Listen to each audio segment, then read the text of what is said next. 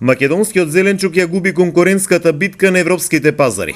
Домашните производители покрај укажувањата се уште не го практикуваат Global Gap сертификатот или системот за добра земјоделска пракса, со кој се докажува дека производството од овие простори е безбедно за консумирање.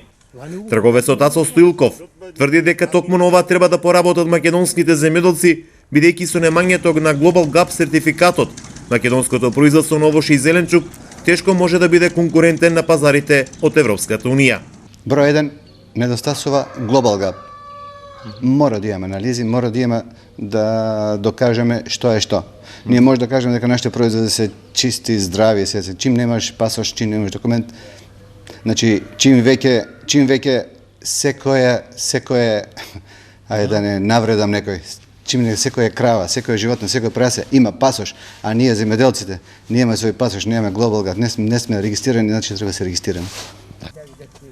Global Gap сертификатот или системот за добра земјоделска пракса се однесува на контролирана употреба на ѓубрива, пестициди и хербициди, контрола на токсични биолошки агенси, всушност документ кој гарантира безбедност за консумирање и човечкото здравје.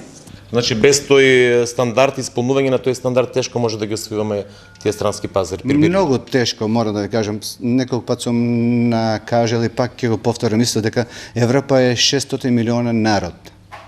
Други 600 милиона народ од другите континенти секоја година доаѓаат, кој по политика, кој по спорт, кој по туризам, храна барат. На имплементација на Global Gap сертификатот одамна апелира од Агенцијата за храна и ветринарство, со единствена цел македонскиот фармер да биде што е можно поконкурентен на европските пазари.